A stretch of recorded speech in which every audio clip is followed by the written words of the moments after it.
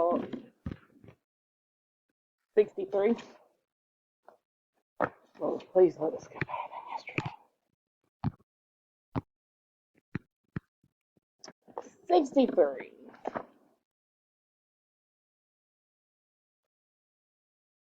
Oh, dear Lord. Extension of example 9. Example 9.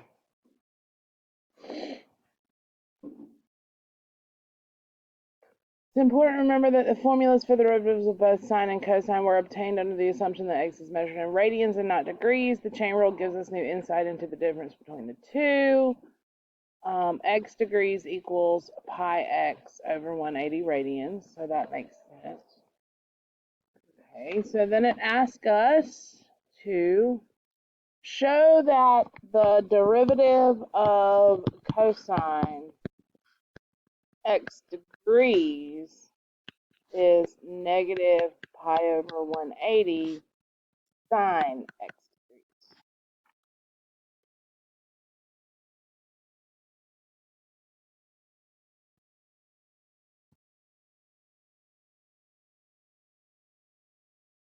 Okay. How many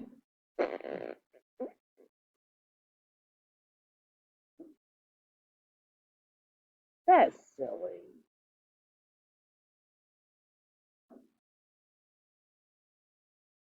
They're still making the assumption that this has nothing to do with the derivative of cosine being sine. They're just talking about the x value in there.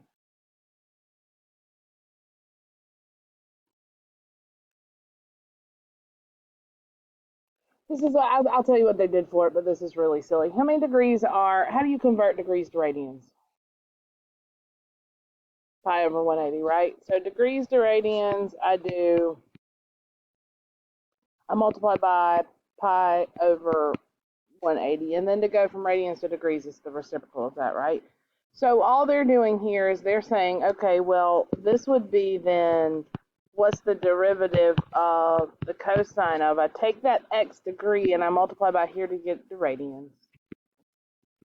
Pi over 180 times the degrees would put me in radians, right? Y'all okay there?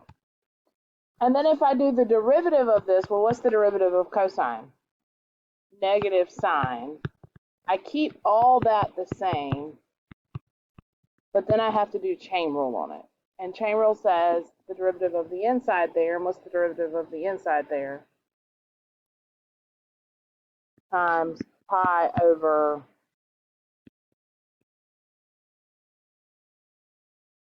so what we're just come back to? And then they literally say, if you follow along with the example that they did, because it says come back to what?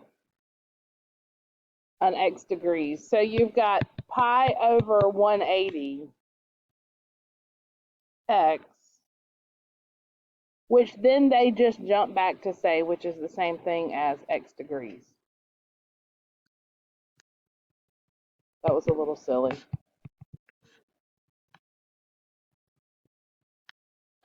They tried to do all that to get you to show the chain rule.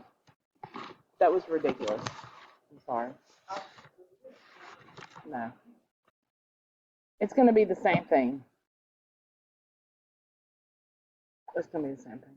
What else from your homework that's not stupid like that?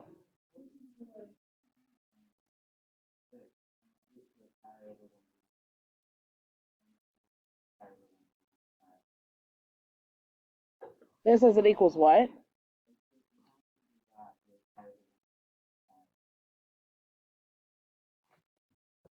Hold on. The derivative of the tangent of x degrees. And so they put in here, we do the derivative of, because it says to change it to radians, right? Tangent pi over 180 x. And then the derivative of this would be secant squared pi over 180 x. And then I'll multiply by the pi over 180. And they said it's what?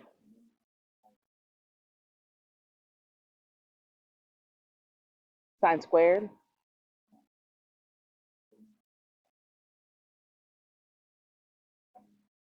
But still,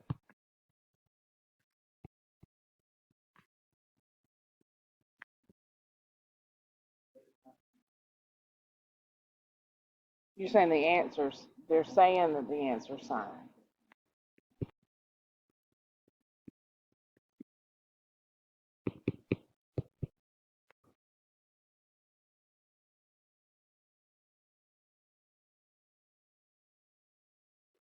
Did you look at the solutions and not just the answers? How did they jump from secant squared to sine? Secant squared does not equal sine.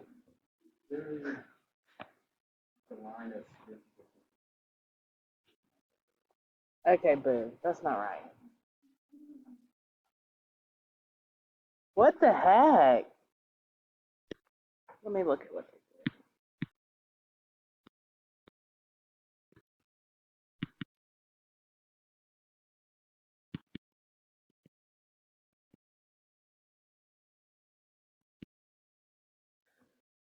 $63.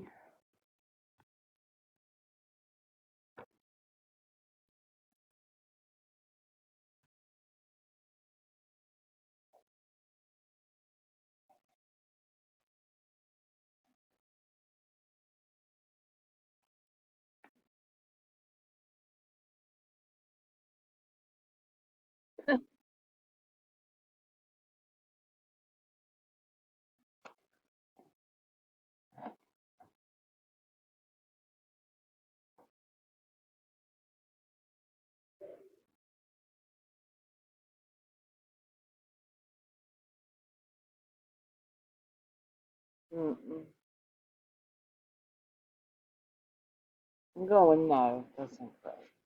I'll during 4th block I'll walk over, I'll get Miss Hutto to look at it with me too. We'll look at it together. But I'm calling wrong on that one. What else from your homework? That's not stupid. 64. So 64 gives you this chart. Okay. I bet it has to do with like what I was doing yesterday whenever I was so discombobulated. I'm just going to copy the chart because it'll be easier for me to reference here if I do this. 1, 3, 1, negative 4, 5, negative 1/3, 1/3, 8/3. All right, so part A asked me to do 5 times f of x minus g of x when x equals 1. So that one's pretty straightforward, right? When x equals 1, that's f of 1. That's 5 times f of 1 minus g of 1. Did it say the derivative? Oh my goodness. Okay, so the derivative. Well, there you go. Because there's nothing compound about that one, right? So the derivative of f at 1 would be negative 1/3. Y'all stop me if I'm wrong. Derivative of g at 1 would be negative 8/3. So negative 5/3 minus negative 8/3, which would be positive 3/3, which is 1. Y'all okay? All right. Part B says, and here's where we get into some. I want to do the derivative of f of x g cubed of x when x equals 0. I see a product and I've got this power in here, right? Are y'all good with that? Y'all see that? So I'm going to do the derivative of the first. And remember, I'm at 0, so I'll go ahead and put that in. Derivative of the first times the second plus the first times derivative of the second. But I'm going to have to chain this. I'm going to do power and then chain. So 3 times g of x squared times the derivative, times the derivative. So what y'all did? Oh, y'all okay? Y'all look like zombies again. Okay, so f prime of 0 would be 5, right? G of 0 is 1, but I have to cube it. F of 0 is 1. 3 times g of 0 is 1 squared times the derivative of g at 0 is 1/3. So I get 5 plus 1. Oh, please be right. Oh, please be right. Okay. It's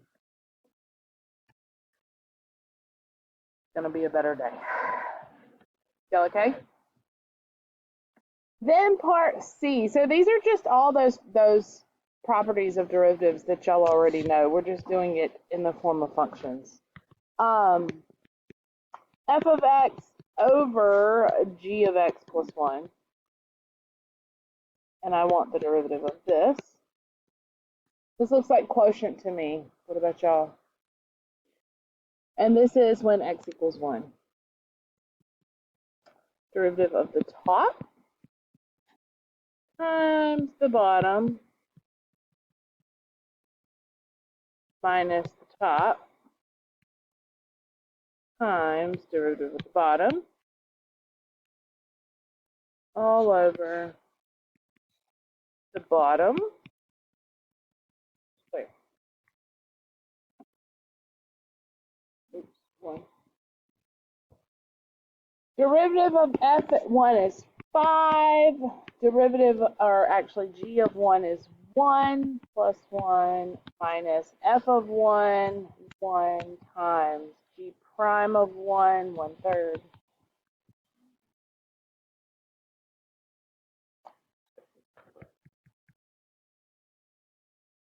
Great.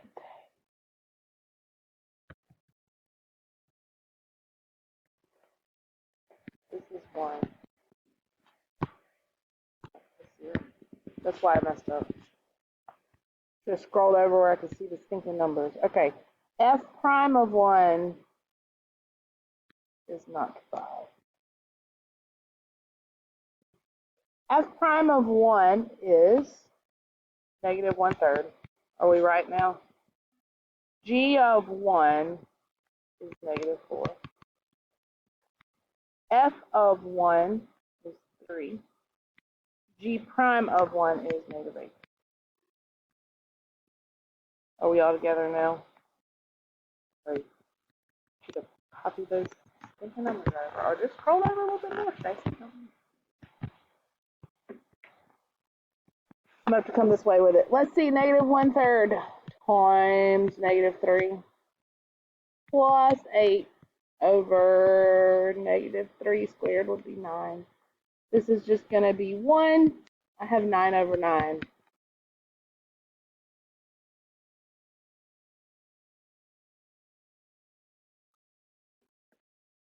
Keep going. D. I'm all over the place, I'm sorry. The derivative of f of g of x. This one should have been a little bit easier for you when x equals 0. This is the composition we've been working on. So the outside times derivative of the inside. F prime of, actually g of 0 is 1. F prime of 1. G prime of 0 is 1/3. F prime of 1 is negative 1/3.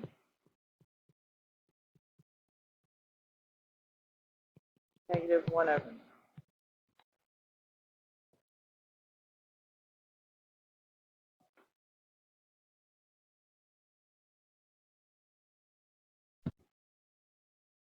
E is the same thing, but it's g of f of x instead of f of g of x. G of f of x, where am I at? 0 still? So I'm going to do the derivative of times the derivative f of 0 is 1, f prime of 0 is 5, g prime of 1 is negative 8/3, negative 40/3. Y'all see how we're using these values from this table just to plug in? Ooh, gross on letter F.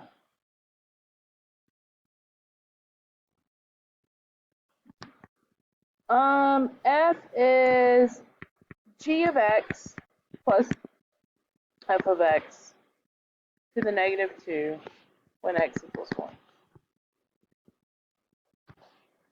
Looks like power followed by chain. Negative 2 times g of 1 plus f of 1 to the negative 3. Now chain it. Times, and since I'm adding here, I can just do the derivative of each one, right? G prime of 1 plus f.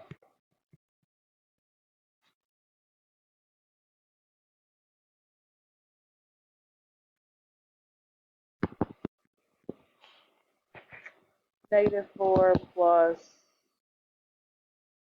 3 times, that's the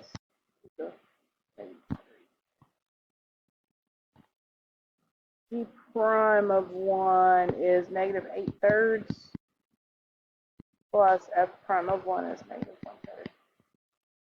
Sorry, I'm all scrunched up. I don't want to lose sight of my chart again. Great day. Negative 2 times negative 1 to the negative 3rd, still negative 1. Negative 8/3 plus negative 1/3 is negative 9/3, which is negative 3. I got negative 6. So what y'all got?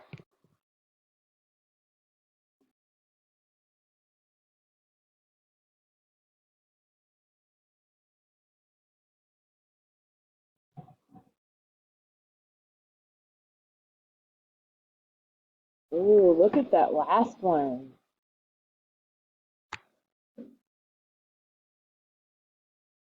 That's interesting. What letter is that? G. Y'all walk me through what you think here. Derivative.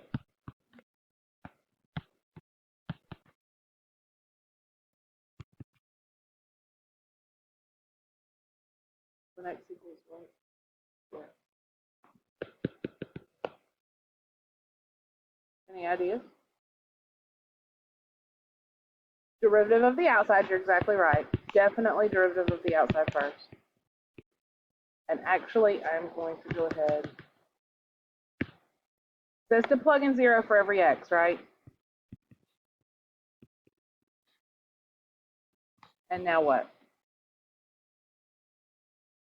Times derivative of the inside. What's the derivative of the inside?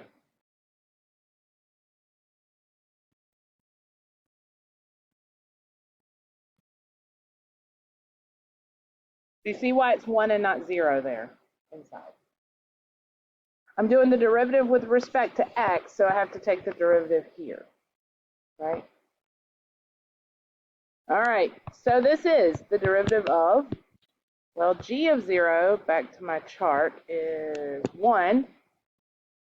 So 0 plus 1 times 1 plus the derivative of g at 0 is 1/3.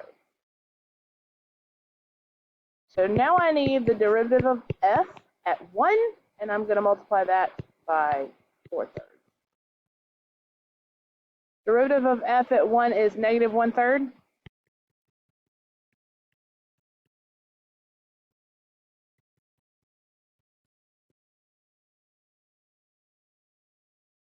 Y'all okay?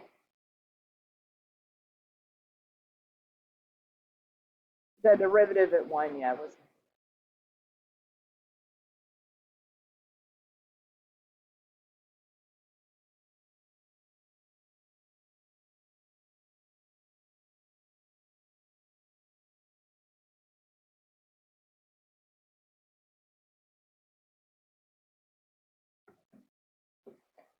Anything else?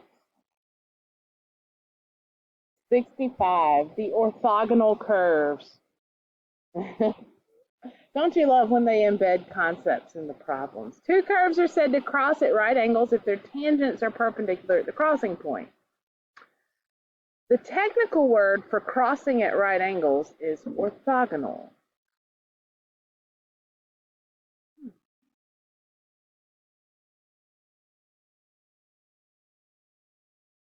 If their tangents are perpendicular at the crossing point. Okay, show that the curves y equals sine 2x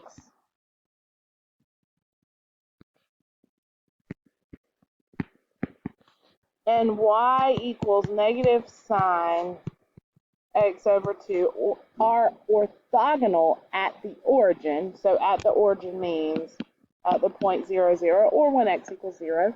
Draw both graphs and tangents in a square viewing window, or we will just use our calculator to do that. Let's do it algebraically, though, and then we will look at it. So what does it mean?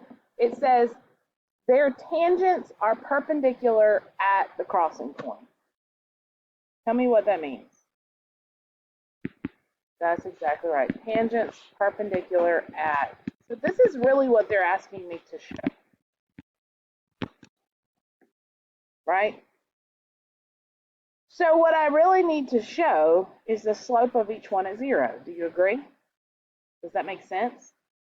The derivative will show me the slope of the tan line, and then I'll just plug in 0 for x and find the slope at 0. And if they're negative reciprocals, well, job done, then they're perpendicular, right? All right, well, let's do it. Derivative of the first one. So we'll do the derivative of sine 2x. And we'll do it when x equals 0. Well, what's the derivative of the sine of 2x? Cosine 2x, but I've got to chain it, times 2. So 2 times the cosine of, remember I'm doing it when x equals 0, of 0. Well, what's the cosine of 0? What's the x coordinate at 0? 1. I go over 1 at 0, right? So this value is 2. So the slope of the tan line when x equals 0 is 2 for this particular equation. Okay, well, let's do the other equation.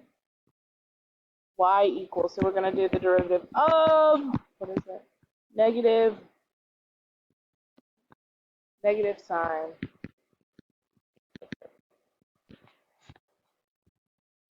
And I'm going to do it when x equals 0. All right, so derivative of negative sine is negative cosine. Is it at the origin? That's 0, 0. And now I need to chain it. What's the chain? 1/2. I'm doing this at 0, so I have negative 1/2, the cosine of 0. We already said the cosine of 0 is 1, so this is negative 1/2. So the slope of the tan line at x equals 0 of this equation is negative 1/2. Since they are therefore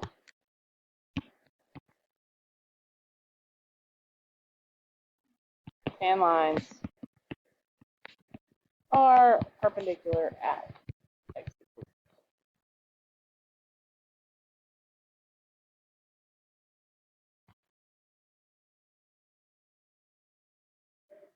0.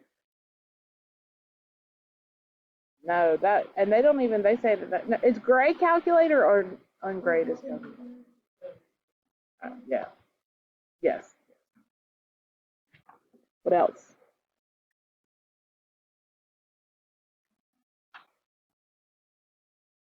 (62H). Okay, what is 62H? Gross. All right, I'm assuming we're finding the derivative here too. Evaluate the derivative. All right, so we want the derivative of the square root of f squared x. I see a double chain here. I want it when x equals 2. I'll find the derivative first. Let's see. Power first. So I'm going to do 1/2 times. I'm going to leave everything else alone. Negative 1/2. Inside chain. Since I'm adding, I can do these two separately, right? But what's the derivative of f squared of x? I got the chain again. I got to do power and then chain. So it's going to be 2 times f of x times the derivative of f. Same thing with the g. 2 g of x, derivative of g. And I'm doing all of these at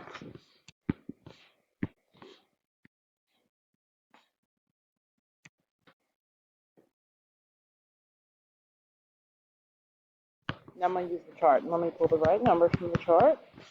F of 2 is 8.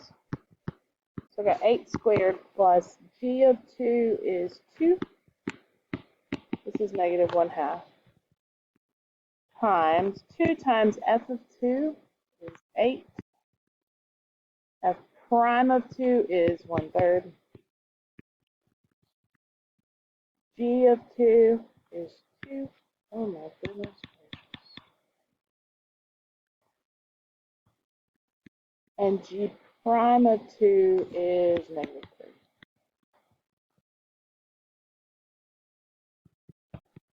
1/2. Let's see, 64 plus 4 would be 68.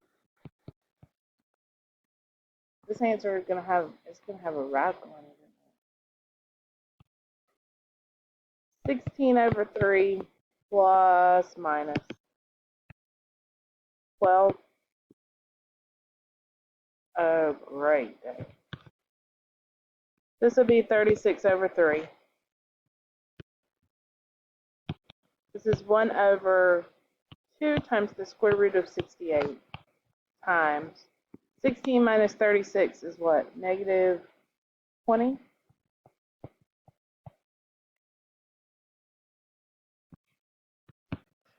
Negative 20 over 6 times root 68. What can I divide 68 by? I hope this is close. What is it? 4? Is that the biggest? 12. 4 goes into 68 17 times. I would probably stop there. I'm going to guess they rationalize the denominator. Oh, no, I can divide by 4.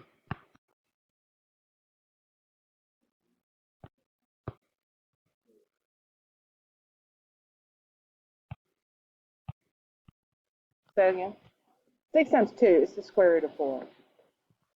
So root 68, square root of 4, and square root of 17. So that would be 2 root 17. What did I do? Oh, you're saying this should be 4, shouldn't it?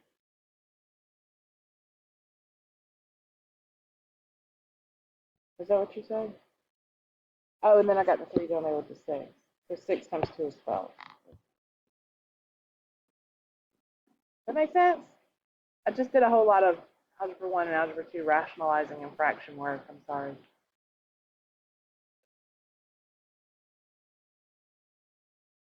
Would probably be a multiple choice.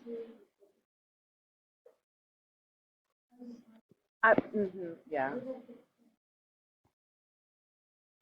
Because remember I had to multiply by this here, so it was negative 20 over 3. So that became 6 square root of 68. Yeah.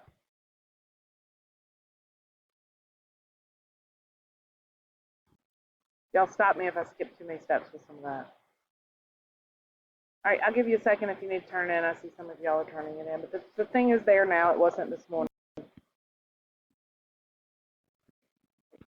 1 over g squared of x. If I was doing this one, I would probably make this instead of 1 over g squared. I'd probably do this so that I could just do power rule and chain it instead of quotient. I would do -2 times g to the -3 of x times the derivative. So that's just power and chain. And it said at x equals 3. So I'm going to go back to my chart. -2 times g of 3 is -4, the -3rd. Derivative of g at 3 is 5. -2 times 1 over -64.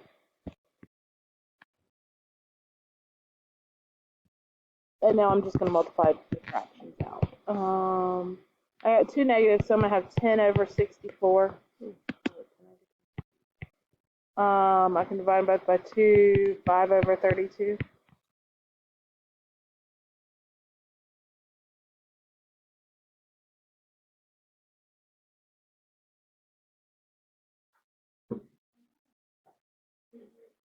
Yeah. Square root of f of x. Again, I make this an exponent of 1/2. So the derivative here, I do 1/2 times f of x to the -1/2, and then I have to multiply by the derivative. You're forgetting the chain. These are hard because of the chain in there, because you don't, yeah.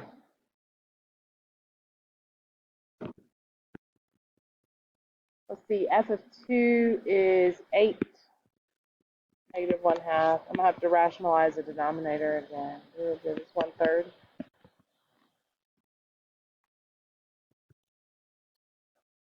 So, let's see, 1 over 6 times the square root of 8.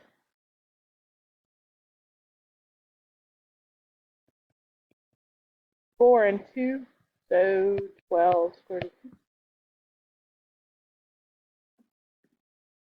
We don't worry as much at this level about getting radicals out of the bottom. Yep, 2 times 6.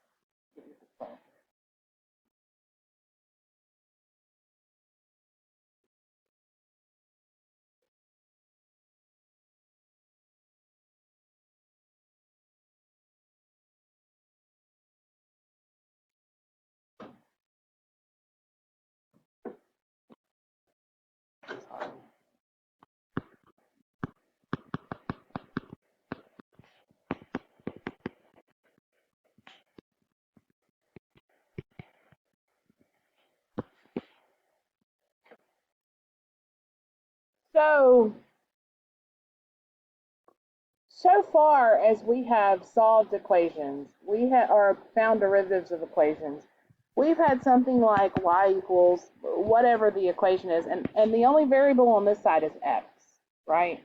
And that's all we've done. And we've done the derivative of y with respect to x, and we've just set it equal. Well, that's because if I'm taking the derivative with respect to x, the derivative of y with respect to x is dy dx. Derivative of y with respect to x. But if I have something like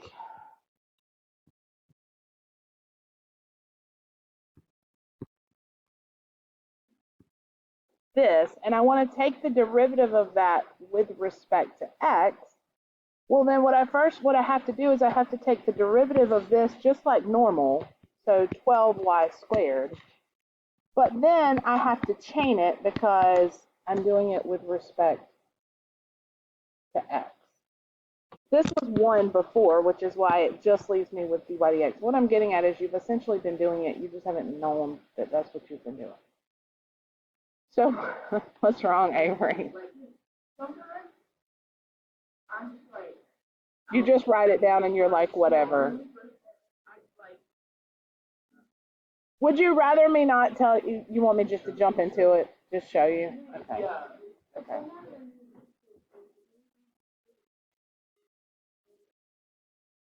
Yeah. Okay. Your equations are going to look different that you're differentiating now, okay? So it may look something, well, it will look something. This is number, I think it's number 2, yes. X cubed plus y cubed equals 18xy. So here's my problem. The directions say find the derivative of y with respect to x. Find dy dx. Okay, you see what I'm talking about? It looks different now, right? There's other stuff in here. So here's what I have to do. Yeah.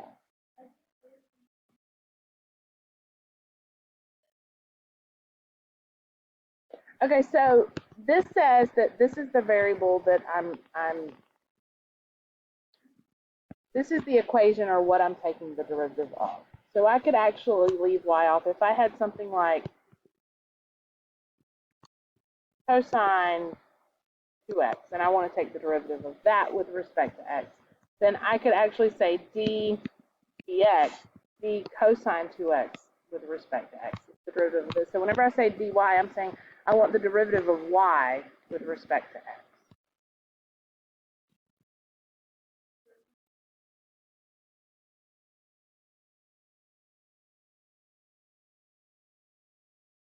The derivative, yes.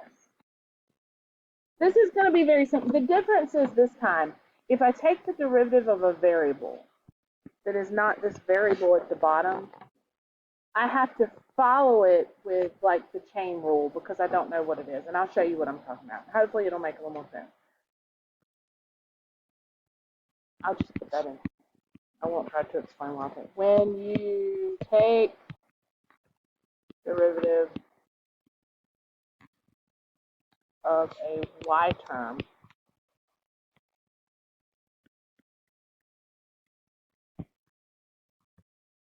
with respect to x, you always follow with dy dx. It's essentially your chain part, okay? If I take the derivative of 6x squared, well, that's just 12x, right? I don't follow it with dx because dx would just be 1. So let me show you what I'm talking about. Yep.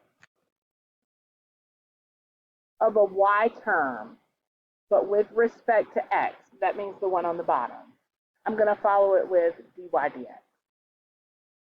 And I'll show you how this works and why. I'll show you why. I'll show you. All right. What's the derivative? Remember, I'm finding dy dx, right? What's the derivative with respect to x of x cubed? 3x squared. Now, I could chain this if I wanted to and say dx dx because x is my variable.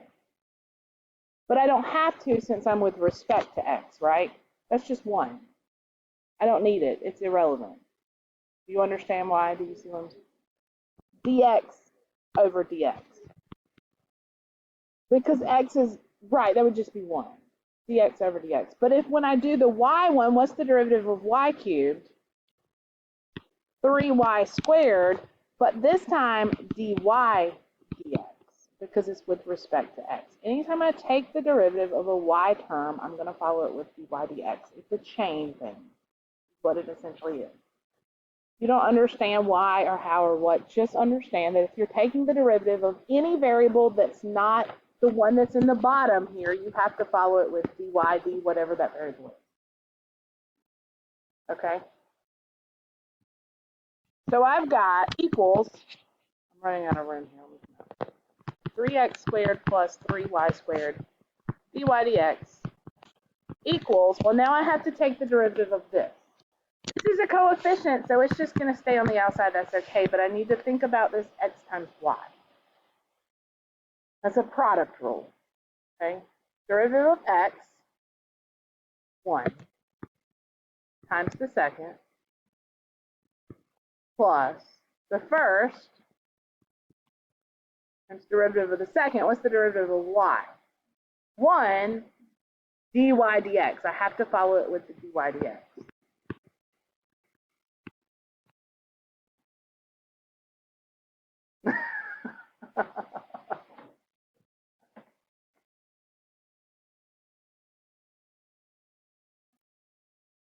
I'm going to give you some little steps too in just a minute.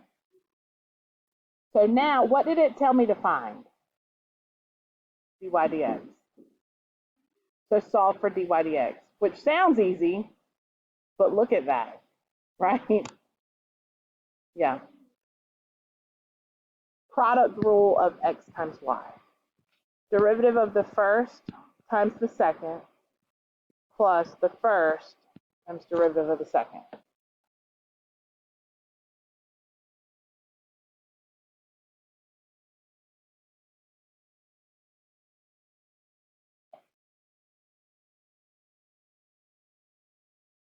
All right, I'm going to put you a little.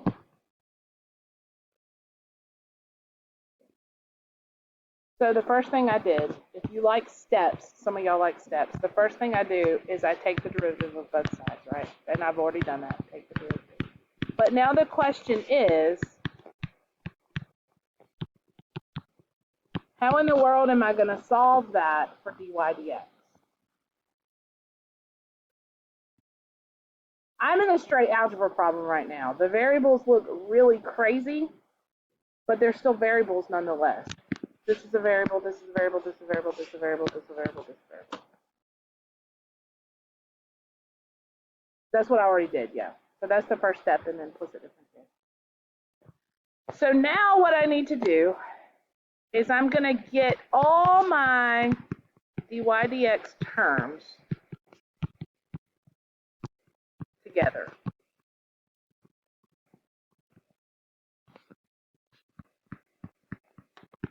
Everything else on the other side.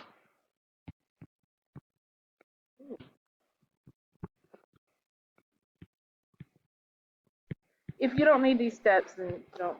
It's kind of algebra. Well, how in the world am I going to do that? Let's see. I need to distribute this a little bit. So I've got 3x squared plus 3y squared dy dx equals 18y plus 18x dy dx. So if I want to get all the dy dx terms together and everything else on the other side, it doesn't matter which side you bring it to. I'm just in the habit of bringing it to the left side because solving for dy dx. So I'm going to move this one over here because it's got a dy dx on it with this dy dx, which means this one I need to get rid of and put over here. You want all the dy dx's together on the same side, everything else off on its other side.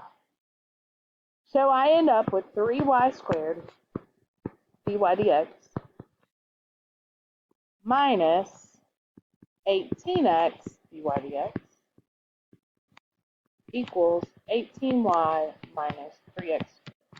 It looks gross, but all I did was just move chunks. I moved two big chunks, one to one side, the other to the other. Are you starting to see what we're going to do to solve this for dy dx? But no. Yes, but no.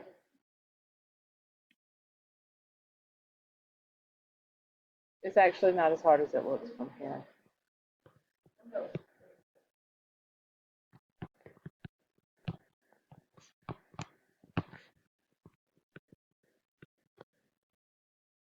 Since everybody on one side has a dy dx, factor out a dy dx. If I take that out, it leaves me with 3y squared minus 18x. Now can you solve it for dy dx? You divide.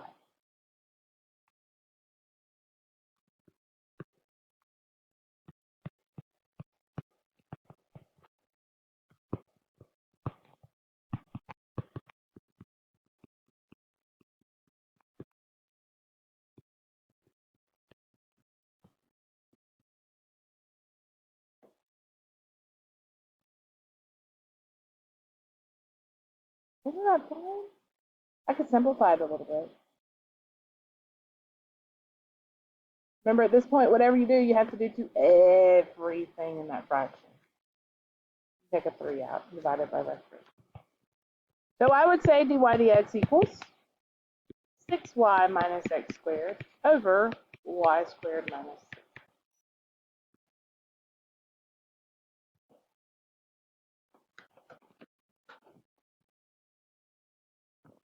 Wasn't that fun, y'all? Thank you. You have the sad face again. No, you don't, but you did when you said it. Yeah.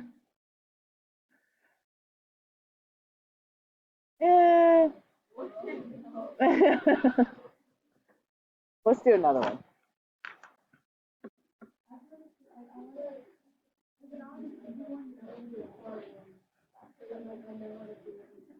I want to do at least 2 more with you. I want to do one that's a little more involved than this. It's not just a polynomial. And then I want to do a trig one with you.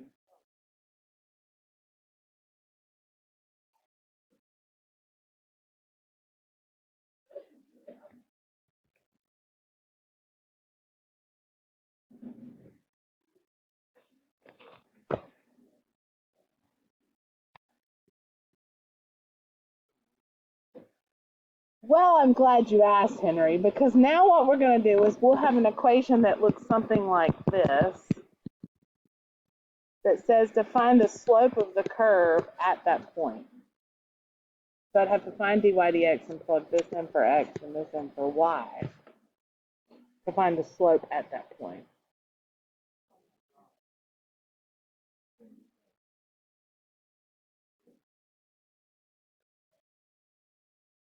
Yes, but if you get into that, you'd have to do, because this would be a squared here, you'd have the square root of 13 minus x squared. You have to do the plus or the minus. Yeah. And then you'd have to do the derivative there. It gets nasty. All right, let's do this one.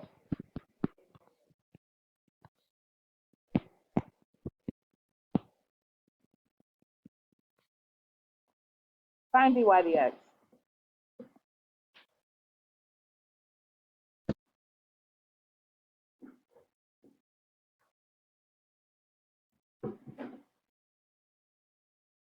I'm going to let y'all try it first.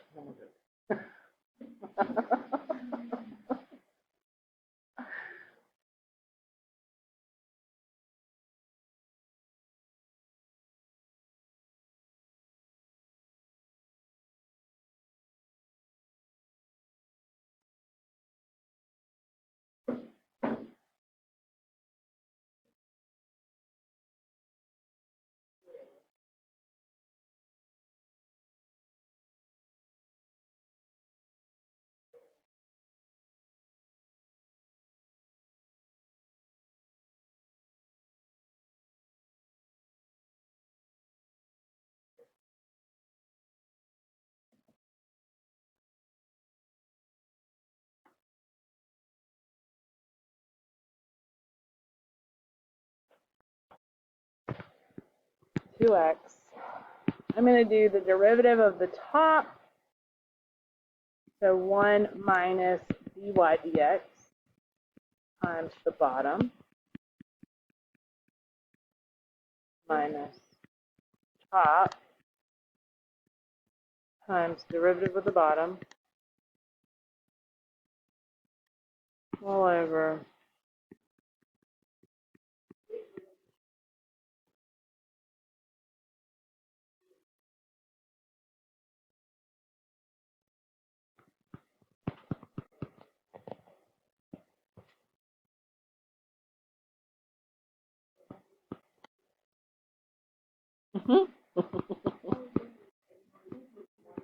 yeah.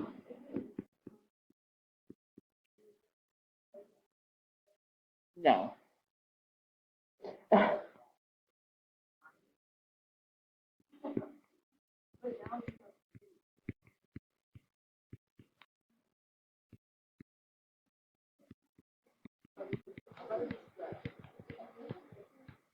Uh-huh.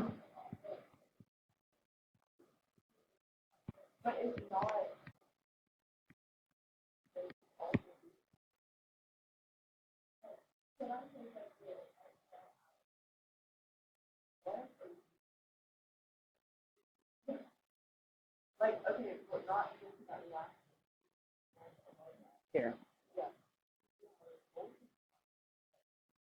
Mm-hmm. This is x minus y, that's x plus y. Because you kill a kitten. Because this minus sign right here is not in parentheses. Every plus or minus has to be enclosed in parentheses.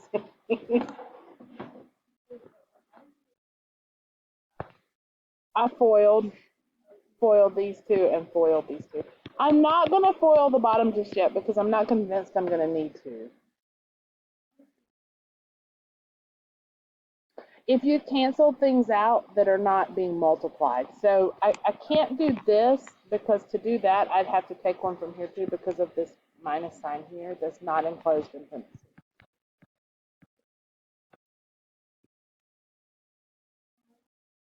Because that's what the poster says. Yeah, I don't know.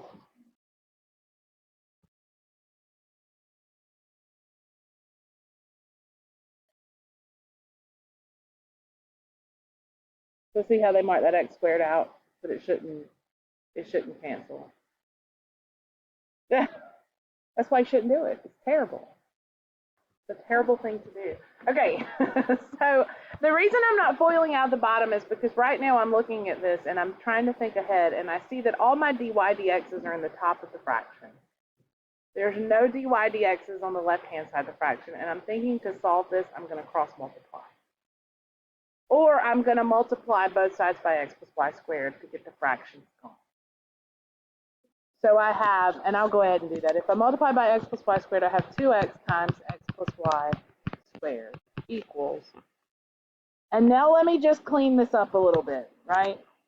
I'm going to change this to plus, minus, minus, plus, plus, because the x is gone.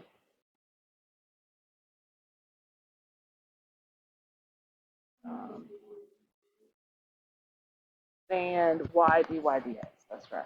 Say that again. I did.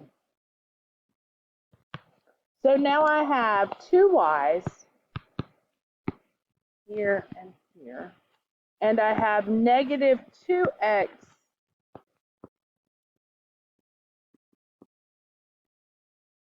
dy dx. This looks a whole lot easier to solve for dy dx now. Do you agree? Subtract 2y. I only have 1 in there now. So 2x times x plus y squared minus 2y.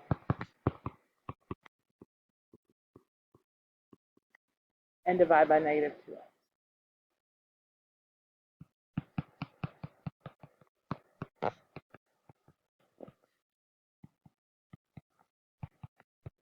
And I would divide everybody by negative 2 at this point.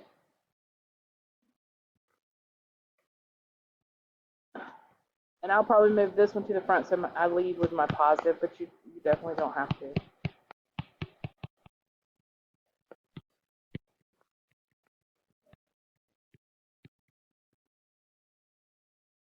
What? Thank you. Again, I don't feel like the calculus is what's throwing you here. I mean, implicit differentiation is not easy, but it's the manipulation to get dy by dx by itself, right? Because the only new thing with the calculus part is take the derivative of y, then throw dy dx on the end of it. Yes.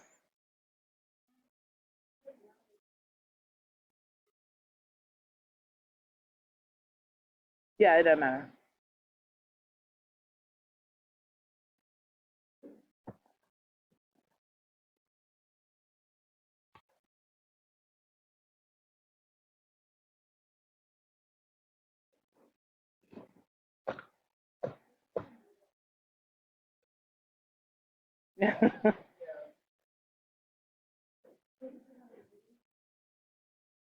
Yes, I did.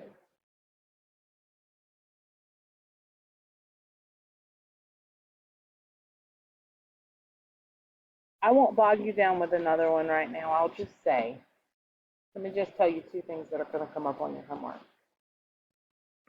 because I know y'all's brains are mush right now. I can tell the way you're looking. If you take the derivative of this, if you find dy dx of this, right? I do the trig thing first, so negative sine of y. Then I chain it.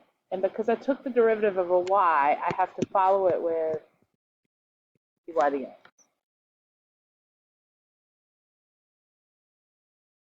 The derivative of this with respect to y, with respect to x.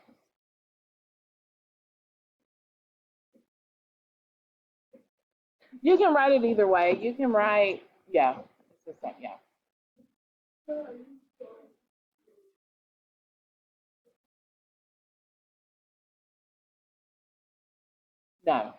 No, whatever it is. So this is just negative. You could look at this as negative dy dx times sine y. This just treats as a whole different multiplied piece.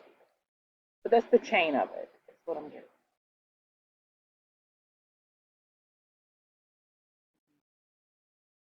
So if you have x equals cosine y and you're asked to find dy dx,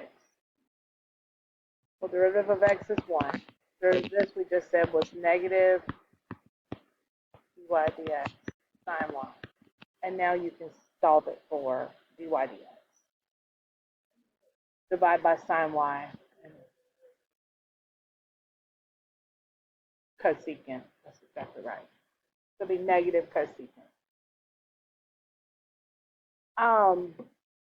You also have some. Let's see what I plan on doing.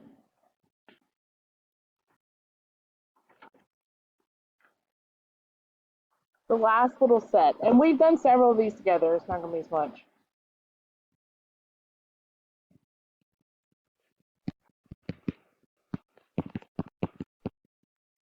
This is the one, if you were listening to Henry's question, that I kind of addressed. Find the slope of the curve at the indicated point. All that means is you find dy dx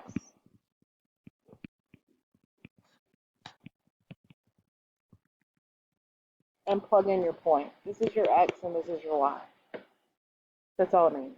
Because your dy dx equation now has x's and y's in it, right? Because we're doing it with respect. Look at some respect on it. No, I'm just kidding. You got x's and y's in your equation, right? So you'll plug in the x and the y values. It's a slope at the point instead of just the slope when x equals something. It's the slope when x equals 1 and y equals -7. I'm going to stop there because I can